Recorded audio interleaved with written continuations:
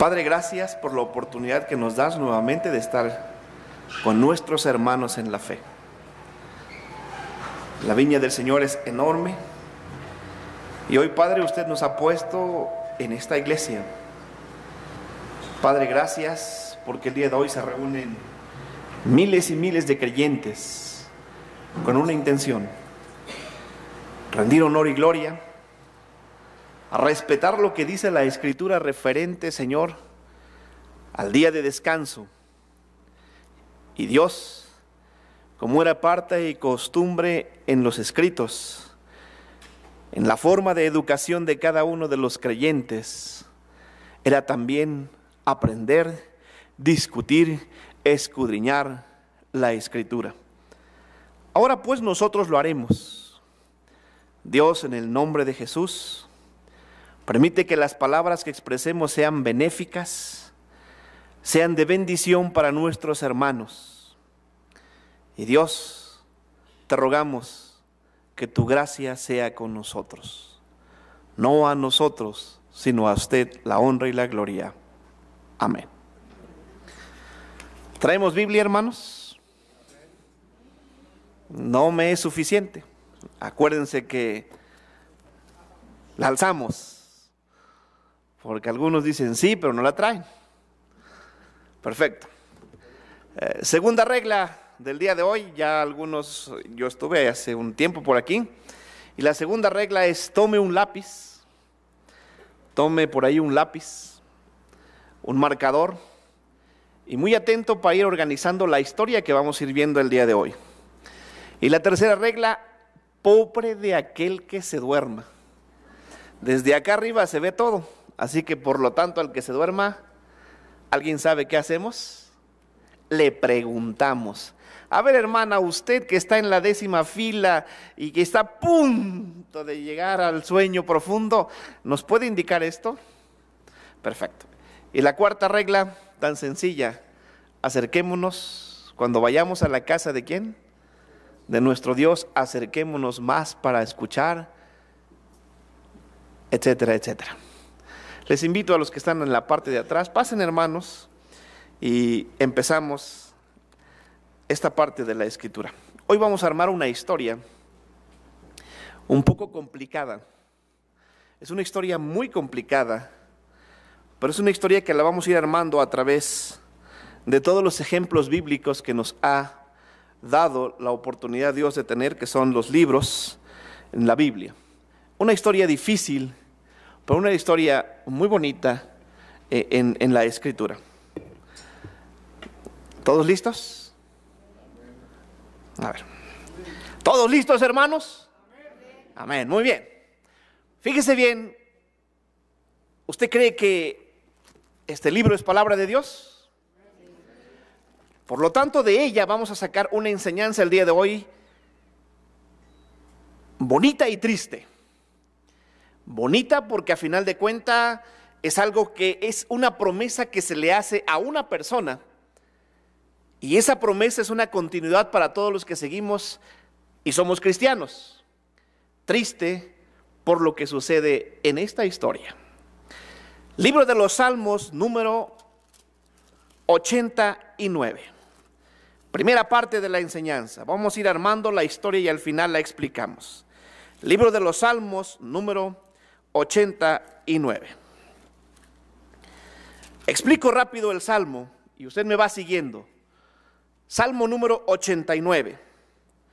Este es un salmo, insisto, escrito al final de la dinastía de los reyes.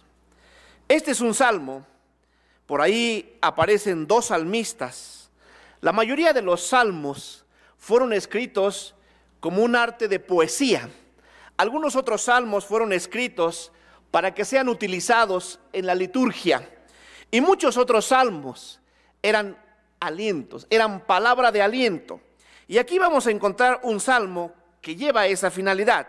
Es un salmo que llevan palabras de aliento. Está la dinastía de los reyes, es decir, los que hemos leído la Escritura. Acuérdense que el primer rey se llamó, el segundo se llamó y el tercero se llamó Salomón. A partir de ahí hay una situación bien difícil y de manera inmediata se divide el reino entre 10 y 2 tribus. Vayamos entonces a este salmo. Este salmo relata primero la existencia del universo y la segunda parte relata las memorias o las promesas que Dios le hace a una persona. Salmo 89, verso número 27. Lo voy leyendo y ahí armamos la historia. Dice así: yo también lo pondré por primogénito, el más excelso de los reyes de la tierra. Para siempre aseguraré mi misericordia y mi pacto será firme con él. Estableceré su descendencia para siempre y su trono como los días de los cielos. Si dejasen tus hijos mi ley y no anduviesen en mis juicios, si profanasen mis estatutos y no guardaren mis mandamientos, entonces castigaré con vara su rebelión, con azote sus maldades, pero no quitaré de él mi misericordia, ni faltaré a mi fidelidad. No olvidaré mi pacto, ni mudaré lo que ha salido de mis labios. Una vez he jurado por mi santidad y no mentiré. ¿A quién? A David. Muchos de los salmos y mucha de la tradición que viene en la escritura, o la forma en que se va escribiendo la escritura, es a través del lenguaje oral. Es decir, este salmo, aunque fue escrito muchos años posterior a la muerte, pero este salmo se da en la vida de un hombre llamado David. David, ¿quién es David? David es un hombre que a final de cuentas Dios le da la oportunidad de tomar el reino, y a través de que va tomando el reino, él se encuentra con una serie de dificultades tan inmensas. Entre ellas, se enfrenta a una serie de batallas y de guerras. David es un hombre que le encanta también la escritura, pero también le encanta la guerra. David tiene sus altas, sus bajas. David tiene, en algún momento David es considerado un hombre con el corazón de ¿quién? Pero también David tiene sus problemas. ¿Me explico? Escribe algunos salmos y jamás le dedica ninguno a su esposa. No sé si han sido curiosos. Escribe sobre las guerras, escribe sobre las batallas, escribe sobre sus amigos. Pero si tú lees los salmos, jamás escribe uno a su esposa. Tiene sus pros y tiene sus contras. Pero esta es una enseñanza fascinante. Nada menos que Dios le acaba de decir: David, sé que andas batalla tras batalla. Sé que te enfrentas, porque el día de hoy los políticos vamos hasta atrás y al pueblo lo mandamos enfrente. Y en las guerras antiguas, el que iniciaba la batalla era ¿quién? El rey. Así que había una gran probabilidad de que muriera. Por lo tanto, David tiene pequeñitos, tiene hijos, que por cierto, algunos me preguntarían, ¿y con cuál esposa? ¿Me explico? Pero bueno, no vamos a discutir eso. Lo que vamos a discutir es que tiene hijos. Y algo que sucede en la vida de un ser humano es que cuando tiene 26, 27, 28, 29, 30, 35 años, o quizás si sus niños tienen 6, 8, 10, 12, que te digan que pronto vas a morir, es una catástrofe. Cuando tenemos 60, 70, 80 años y hemos visto que nuestros hijos ya son universitarios, tienen su propia carrera, tienen su propio negocio, su propia empresa, algunos al momento de estar cerca de la muerte dicen: bendito sea Dios, cumplí muchas cosas y veo la felicidad de ¿quiénes? De mis hijos. Pero David está en un problema. David va a las guerras. David puede, como no regresar el día de mañana, y tiene hijos pequeños. Terrible. Hace un tiempo prediqué algo aquí sobre 2 profetas enamorados, ¿se acuerdan? Y uno de ellos le dijo: Dios, no te casas nunca. Y el otro le dijo: ¿vas a enterrar a quién? A tu esposa. Cuando era un gran líder. Pero hoy vamos a hablar de David. David es un hombre que constantemente se enfrenta a la guerra. Un hombre que tiene hijos pequeños. Un hombre que entra en un problema serio. Puede o no regresar el día de mañana, pero tiene un problema, tiene hijos. Y se acerca a Dios, y después de que Dios le habla acerca de la forma en que se estructuró el mundo, le dice: yo soy el creador de todas las cosas. En la cabeza de aquel hombre hay pequeños. Oye Dios, ¿y qué va a pasar con mis hijos si yo muero?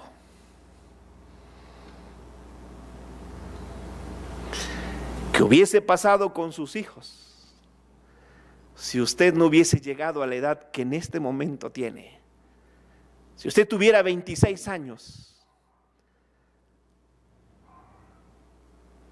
y usted falleciera,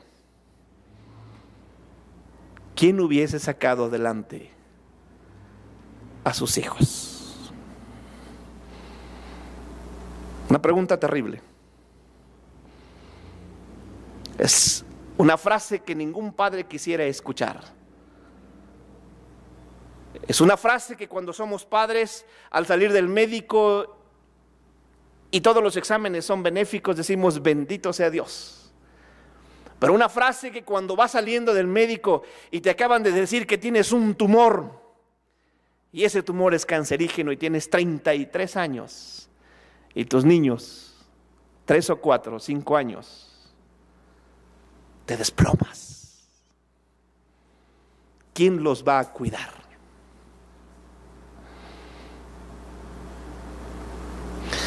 Si los que somos padres, nuestros hijos crecieron en esta iglesia, corrieron por estos pasillos, algunos padres estamos aquí y ellos ya no están. Algunos de nosotros que estamos aquí, nuestros hijos estuvieron en el coro, estuvieron al frente de esta iglesia, y después de 15, 20 años se han casado y ni siquiera se aparecen, ni en Navidad se acuerdan de Dios, porque se han casado con otras personas que los ha alejado de Dios. David es esta persona. David es el hombre que enfrenta una tragedia, vive alegrías, pero también aquí está una promesa. Le dice Dios: te lo juro. Si usted lee la Biblia, en pocas ocasiones jura Dios. Y cuando hay una palabra de juramento, si hace unos 30, 40 años la palabra de un hombre mexicano valía: te doy mi palabra, te vendo este terreno, y así los hijos estuvieran peleando, yo di mi palabra y se va a hacer. La palabra hace muchos años era sinónimo de ¿qué? Cumplimiento y lealtad. Imagínese el que está jurando. Verso número 34. No olvidaré mi pacto ni mudaré lo que ha salido de mis labios. Una vez he jurado por mi santidad que no mentiré. ¿A quién? A David. Entonces, esta promesa se la da a David en su época. David tuvo muchos hijos, y voy a hablar de uno de ellos nada más. Uno de los hijos de David se llama Salomón. ¿Estamos? Y Salomón, fíjese bien, vaya siguiendo la historia. Dios le dice a David: mira David, si tú me eres fiel hasta el último día de tu vida, yo bendeciré tu casa. Yo aseguraré mi misericordia y mi pacto será firme contigo. Yo estableceré tu descendencia para siempre, su trono como los días de los cielos. Si alguno de tus hijos se fuese a la villa de rodillas, se fuese a Chalma, alguno de tus hijos se fuese de manera inmediata a Juquila, si alguno de tus hijos se saliera de la iglesia y como ve una dama tan hermosa dice: no importa, yo dejo mi fe y me caso por la iglesia católica, no me interesa, ¿qué le dice Dios? Si tú me eres fiel, yo castigaré con vara su rebelión, con azote sus maldades, pero no quitaré de ellos mi misericordia. Amén. Como que los veo dormidos.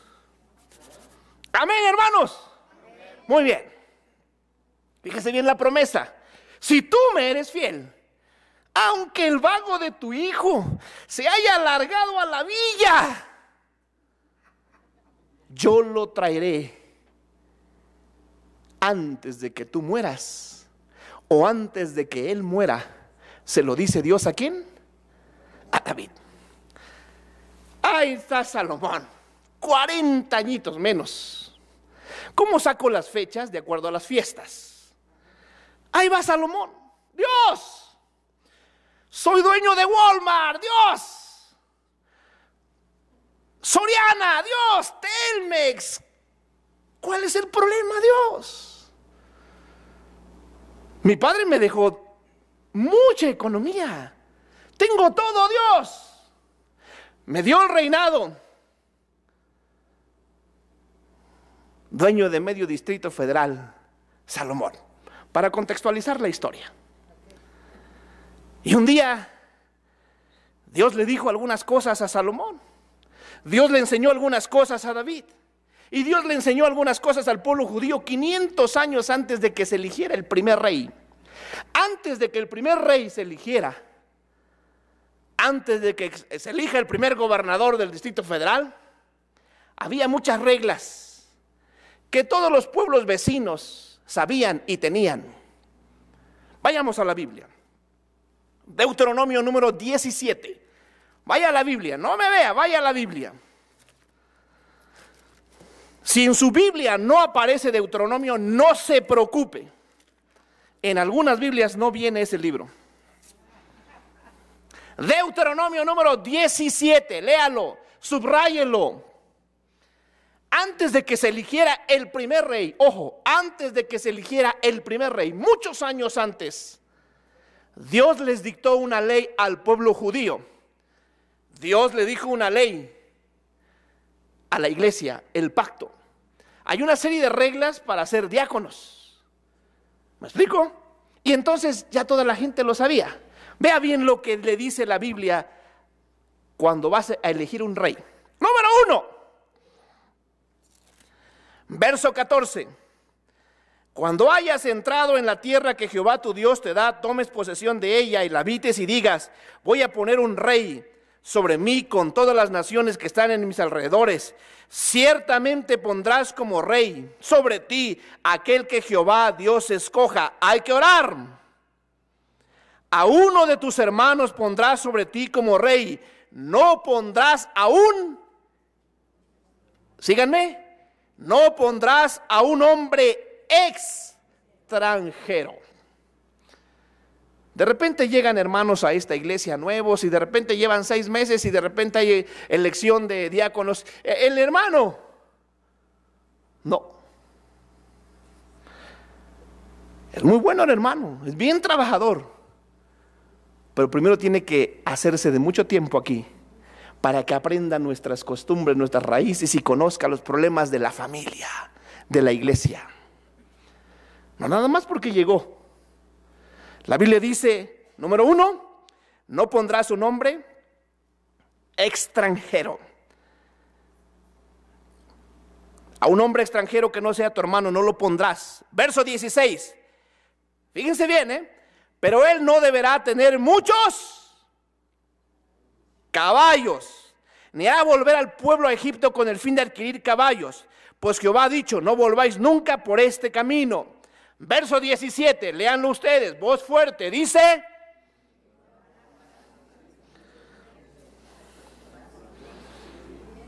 a ver, no escuché así como que esto parece aguacero. Verso 17 dice,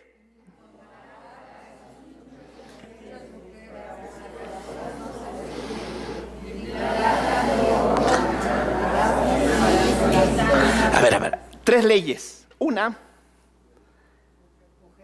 Tres leyes. Una, no extranjero. 2, no caballos. Los caballos van relacionados con la guerra. Y número 3, ese hombre no deberá tener muchas, para que su corazón no se desvíen. Ojo, 3 reglas. ¡Ay! Mira esa hermana, la hermana Betsabé, está re guapa, que venga para acá. ¿Tiene marido? No importa, yo soy su rey. ¿Han leído esa historia? ¿O les parece controvertida la historia? Aquella mujer tenía marido. Una mujer con principios hubiese dicho: lo siento, mi rey, tengo marido. ¿Cuál es tu problema? Ay, no, es que eres mi rey. ¿Para qué les cuento la historia, no? Pero este es el hombre. Ahí está David, teniendo un hijo llamado Salomón. Y no te lo digo yo, vea la Biblia. Primer libro de Reyes, subraya el pasaje que acabamos de leer. Primer libro de Reyes, capítulo número 11. Subraya este verso. Letra amarilla, roja, verde, azul si le quieres poner. Verso 11, capítulo 11 del primer libro de Reyes, capítulo 11, verso 9. Y se enojó Jehová contra Salomón, por cuanto su corazón se había apartado de Jehová, Dios de Israel, que se le había aparecido 2 veces y le había mandado sobre este asunto que no siguiera a dioses ajenos, pero él no guardó lo que le mandó Jehová. Entonces Jehová dijo a Salomón: por cuanto has obrado así y no has guardado mi pacto y mis estatutos que yo te mandé, te quitaré el reino y lo entregaré a tu siervo. Sin embargo, no lo haré en tus días por amor a David tu padre, etcétera, etcétera, etcétera. ¿Algo más?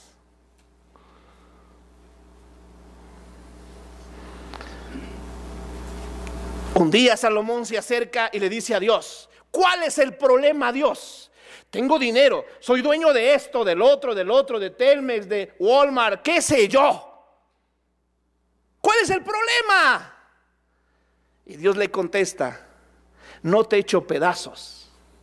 ¿Por amor a quién? A David tu padre. Pero si esas quieres, ahorita vas a ver. Verso número 1. Vean bien lo que hizo Salomón. El rey Salomón amó, además de la hija del faraón, ¿a quién es? Y muchas mujeres.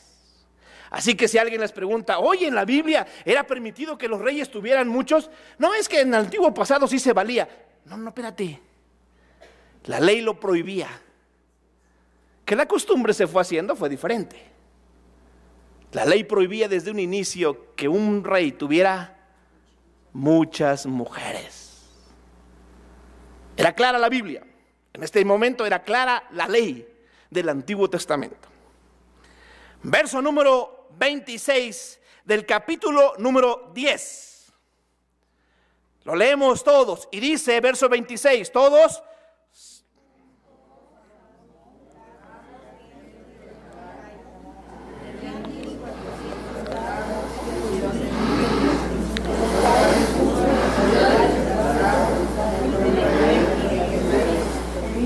Hasta ahí. Paso número 2. La primera regla, voy de abajo hacia arriba.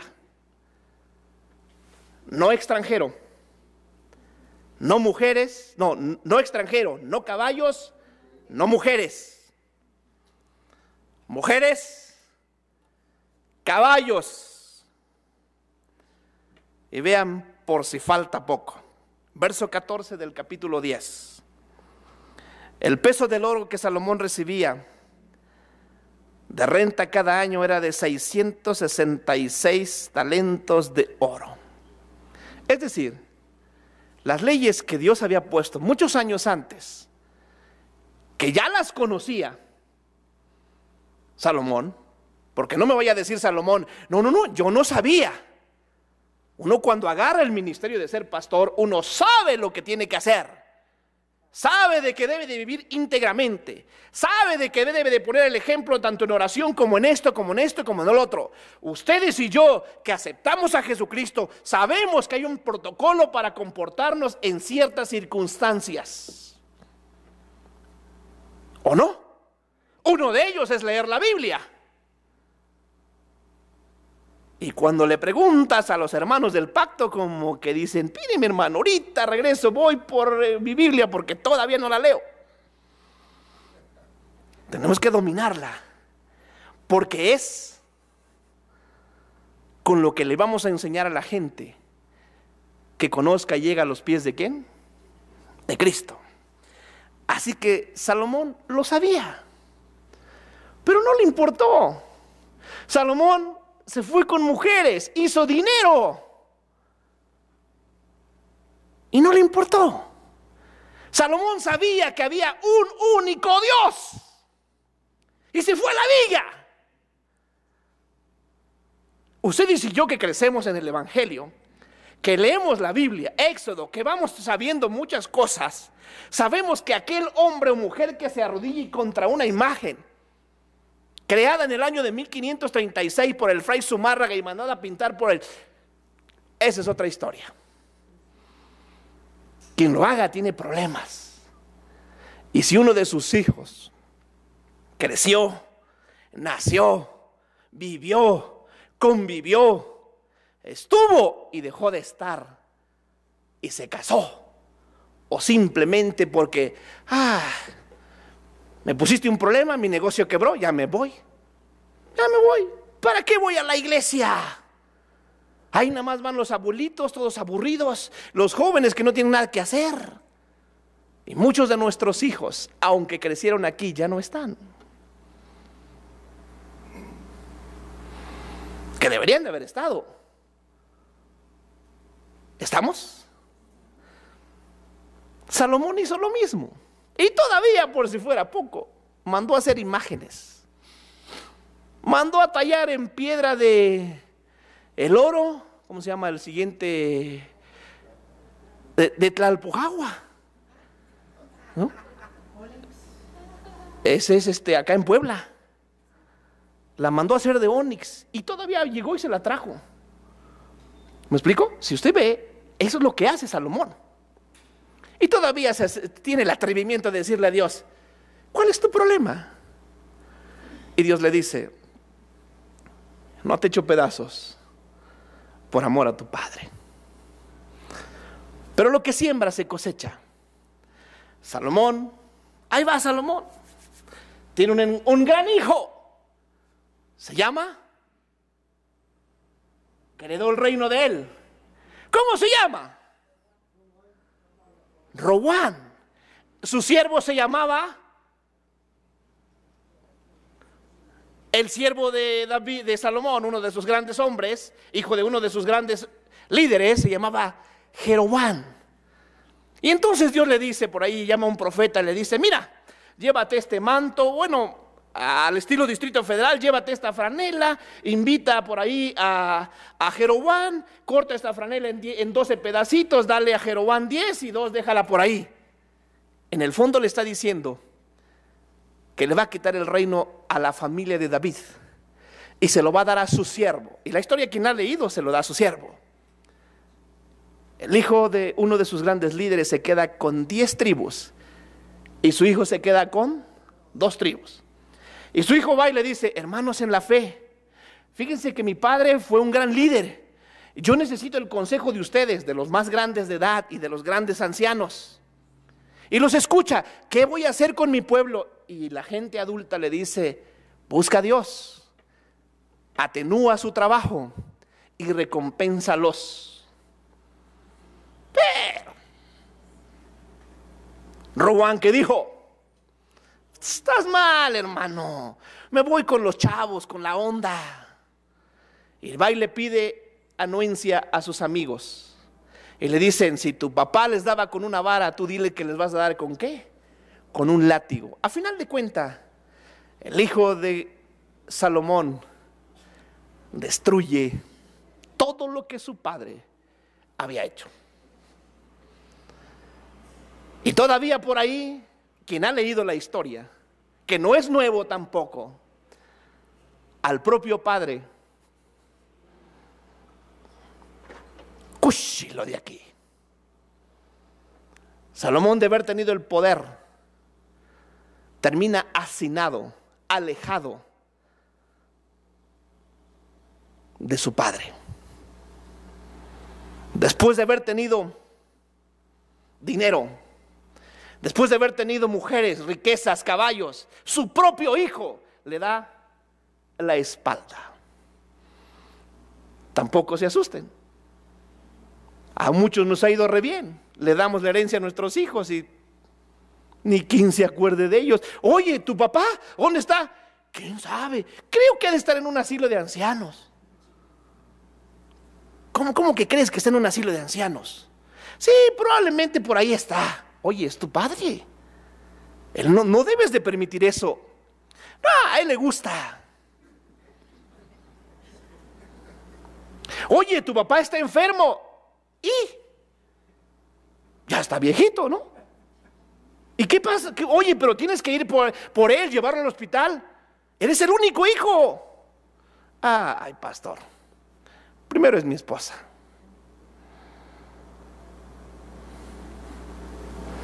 ¿Y para qué les cuento la historia? Este hombre, acaudalado, lo dejó Dios en la calle. Y ahí se fue. 42 años tenía cuando quedó de miserable. ¿Han visto esa historia alguna vez? Gente que está y de repente queda en la calle y terminan de pordioseros. No me he de imaginar la vida de Salomón, porque no la estructura la Biblia, no la va mencionando.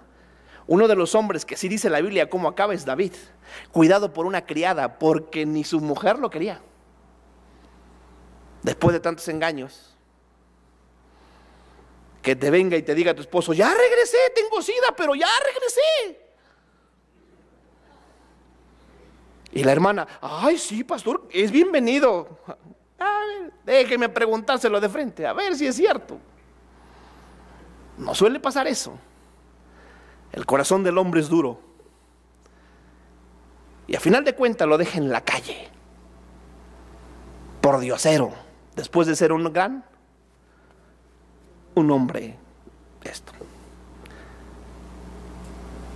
Una pausa. Michel Foucault, un escritor. Fernando Savater, otro escritor por ahí. Dicen que contar las historias se ha perdido en las iglesias, aunque no van a la iglesia.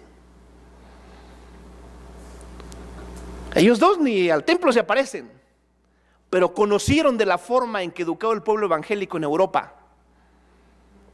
Y dice que la pérdida de las historias se han perdido. Número uno, el primer error es que los pastores no leemos la Biblia, y entonces lo que nos encontramos ahí le vamos dando. Y es triste. Y número dos, es que la pasión por contar historias se ha perdido. Hace 40 años nos contaban un cuento y ahí estábamos con el cuento. Y mamá, ¿qué sigue, mamá? Y ya estamos a punto de dormir, pero mamá, espérate, ¿cuál es el final? Hoy nuestros hijos ni de los cuentos se acuerdan.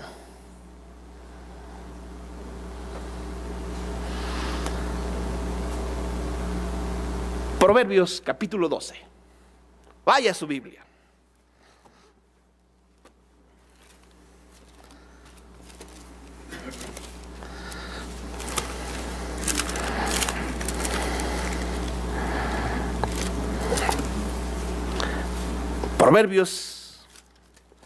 Es Eclesiastés capítulo 12. Miren lo que ando diciendo.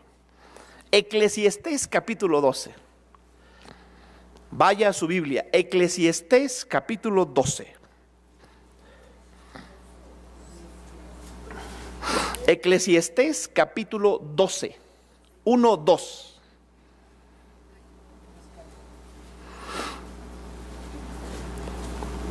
¿Todos lo tienen? Cuando lo tengan, levantamos nuestra Biblia para señal de que todo el mundo lo encontró. No, hermano, nomás somos 5. Ya somos 7, 8, 9. Y los demás no trajeron Biblia. Eclesiastés capítulo 12.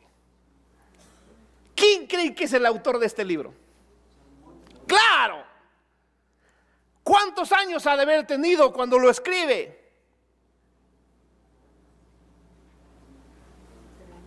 No, Salomón escribe este libro entre los 65 y 75 años. Ya está grande, ya pasó, ya fue jefe, ya fue director de la policía, ya fue gobernador del Estado de México, ya tuvo el billete que tenía que haber tenido, ya sus hijos lo mandaron a la calle y a la miseria, ya perdió el partido político dominante, ahora es otro partido, ya no es nadie.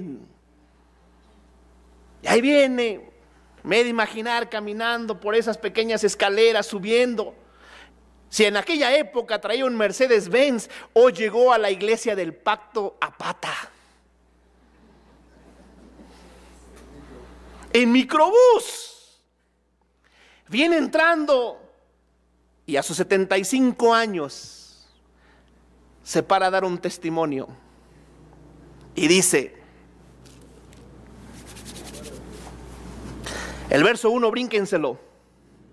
Ese no vale ahorita vamos para allá.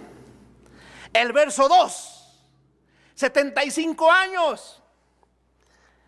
Antes que oscurezca el sol y la luna y las estrellas y vuelvan las nubes tras la lluvia. Antes, escúchenme, véanme. Antes de que las piernas de un hombre de 75 años tiemblen. Ojo. Antes de que los hombres se encorven, antes de que cesen de trabajar. No me digan que a los 75 años todas sus muelas son íntegras. ¿Sí me van entendiendo? Ya a los 75 años tenemos una placa por acá, otra por acá, pero no importa. Antes de eso, antes de que se habrá disminuido, antes de que nos quedemos, ¿qué cosa? Ya ve que antes no se utilizaban lentes. Y ya uno que otro que tenía dinero usaba lentes y lograba vivir mucho, pues ya veía. Porque creo que los lentes, la capacidad que tienen es de forzar la vista para que nuestra vista siga vigente. Pero cuando no, vayan ustedes a los ranchos, vayan a las comunidades. La gente que no usa lentes a cierta edad. Abuelito, papá.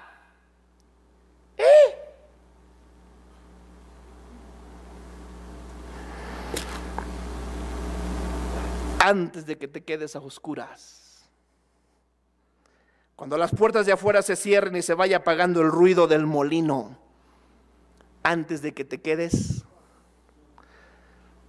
¿Han visto a los grandes hombres de edad con un chicharito? No trabajan en Televisa. Simplemente, ¿qué ha pasado? Ya no tenemos la misma capacidad. Por lo tanto, recurrimos al Costco o a otros lugares más a comprarnos nuestro micrófono. Para que cuando mi amada me diga, te amo, todavía, ¿qué cosa? ¡Oh! El asombro en los ojos exista. Gracias, amada esposa.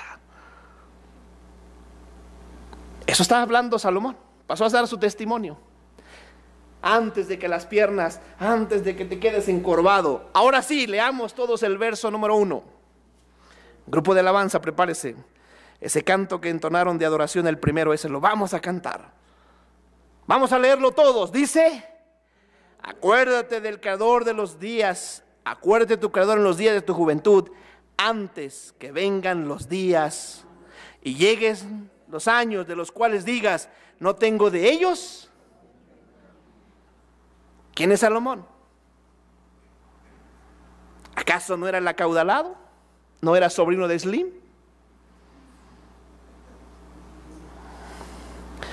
Bromeo. Pero quiero contar una historia fascinante. ¿Acaso no era este Salomón? El que se atrevió a decirle a Dios, ¿cuál es tu problema?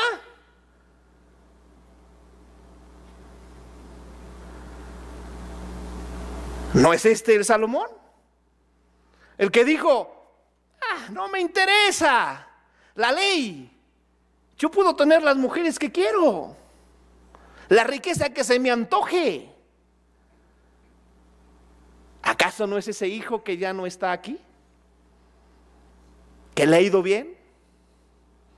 ¿Que ahora es acaudalado? ¿O que se casó con alguien que no es de la fe y que ya no está aquí? Pero usted de entre los 1 y 17 años le enseñó una garrotiza y lo trajo a la iglesia como pudo. Y eso dice el libro de Proverbios y también lo dice por ahí el libro de Eclesiastés, no importa. Pero algo mejor, Dios se lo promete a usted. Si tú me eres fiel hasta el último día de tu muerte, así tu hijo sea gobernador del Estado de México, así tenga,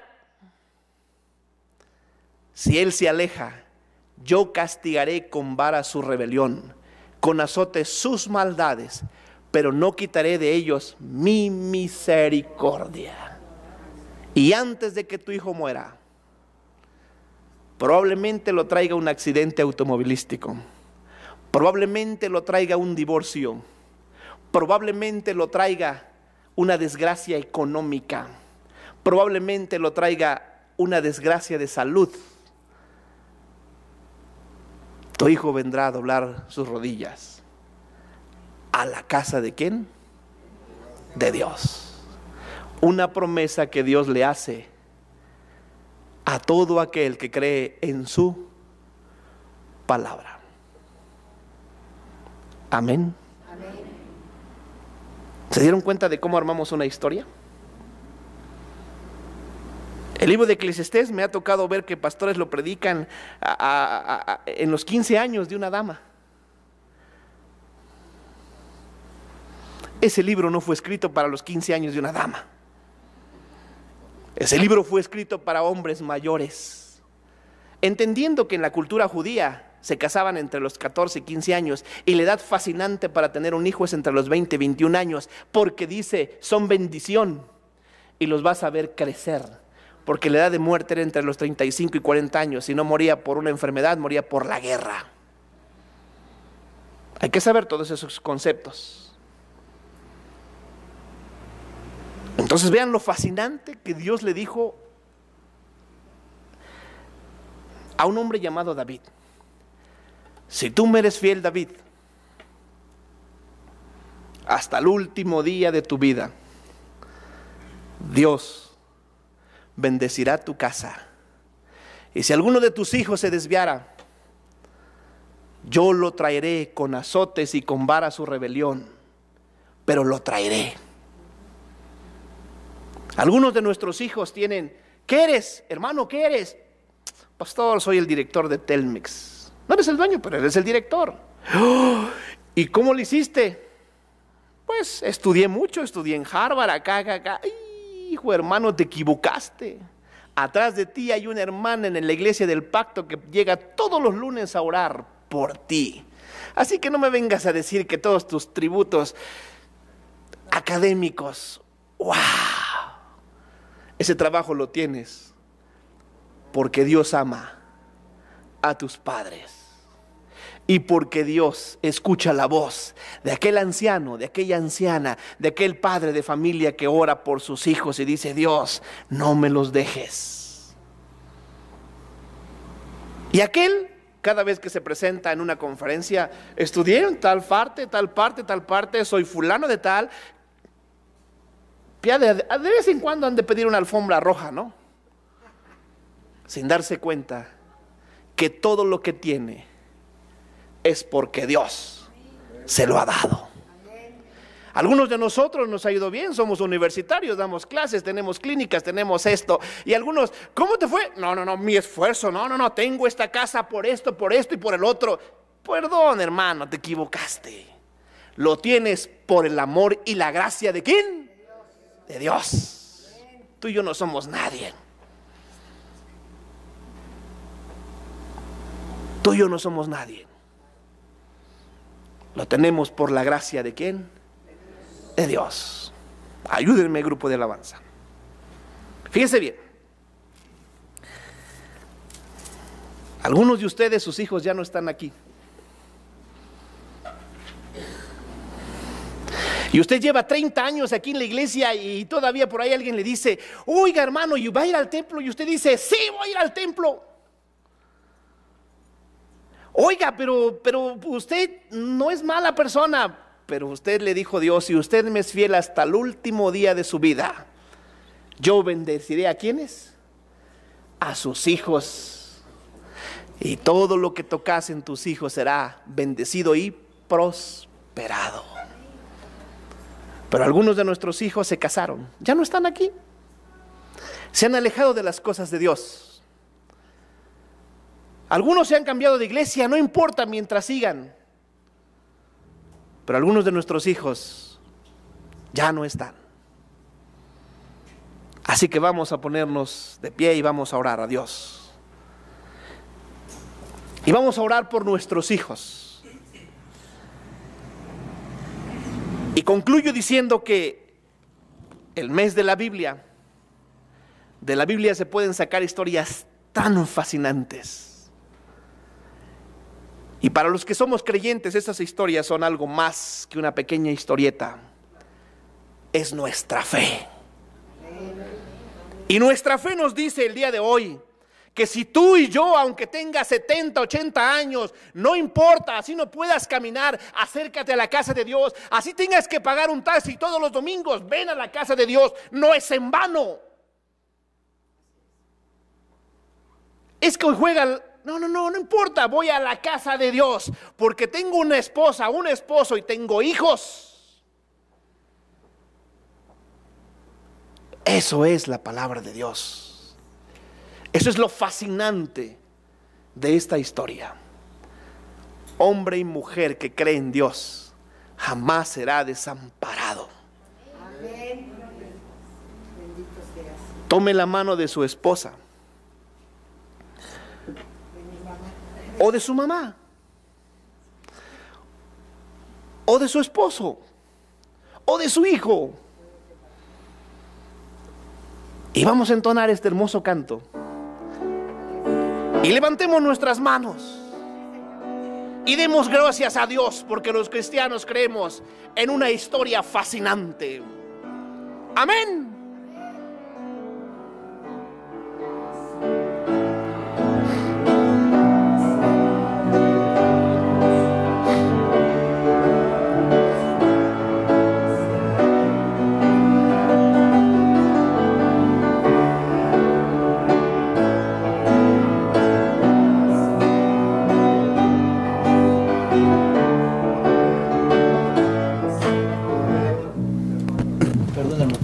No hay sonido.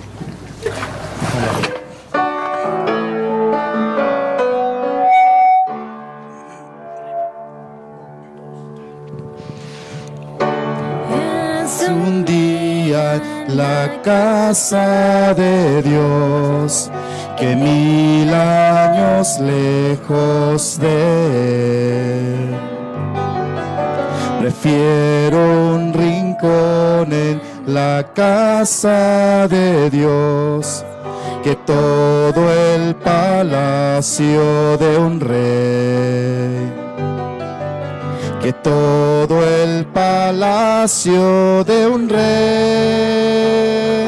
Ven conmigo a la casa de Dios, celebraremos juntos su amor, haremos fiesta en honor de aquel que nos amó.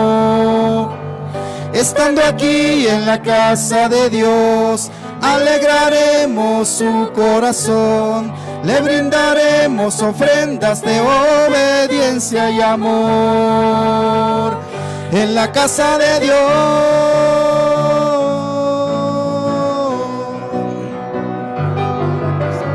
arde mi alma, arde mi amor, por aquel que me dio la vida. Por eso le anhela mi corazón, anhela de su compañía, anhela de su compañía. Ven conmigo a la casa de Dios, celebraremos juntos su amor, haremos fiesta en honor de aquel que nos amó. Estando aquí en la casa de Dios, alegraremos su corazón, Le brindaremos ofrendas de obediencia y amor. En la casa de Dios,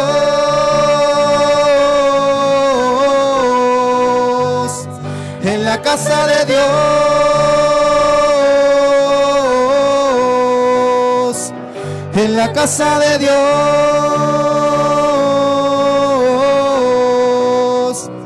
en la casa de Dios. Gracias nuestro Dios por permitirnos el día de hoy haber aprendido esta palabra. Una promesa que usted le hizo a David, se lo juró. Y uno de sus hijos, en esta historia que analizamos, usted lo cumplió. A pesar de que fue un hombre que se alejó de Dios, Salomón, a pesar de que fue un hombre que no hizo lo bueno delante de los ojos de Dios, antes de morir, usted lo trajo. Y por consiguiente se hace palpable y se cumple lo que usted le prometió a su hijo David. Si tú me eres fiel hasta el último día de tus vidas, yo bendeciré tu casa, yo cuidaré de tus hijos. Si alguno de ellos se alejara, yo lo traeré con vara a su rebelión, con castigo castigaré de manera inmediata y con azotes sus maldades, pero nunca quitaré de ellos mi misericordia. Oramos por nuestros hijos, tomados de la mano quizás de mi hijo, de mi esposa, de mi esposo. Dios, oro por los míos. Primeramente oro para que usted me siga dando fuerzas para asistir a su casa. Es un placer. Oro, Dios, para que esta promesa la haga mía. Y en este mes que se celebra el mes de la Escritura o de la palabra de Dios, yo que asisto a esta iglesia, es un placer creer en ella. Es un gozo haberla conocido. Dios, tu palabra para mí significa mucho. Padre, escucha nuestra oración. Escucha la voz de cada hermano y hermana que tan amablemente el día de hoy dirige su voz hacia usted. Dios, en el nombre de Jesucristo, oramos por nuestros hijos. Y si alguno de nuestros hijos se ha desviado, no se encuentra, Padre, en los caminos de Dios, te ruego que la forma en que lo traigas sea la menos dolorosa, Padre. Sea la menos dolorosa y pueda disfrutar, Señor. Y así como David no tuvo la oportunidad de ver la muerte de su hijo, consciente se fue que fue un juramento que usted le hizo y que regresó su hijo. Así sucede en mi vida. Si no me toca verlo, consciente estaré que tú lo traerás antes de que él muera. En el nombre de Jesucristo, palabra de Dios y palabra en la cual yo creo. En el nombre de Jesús. Amén. Amén, Señor.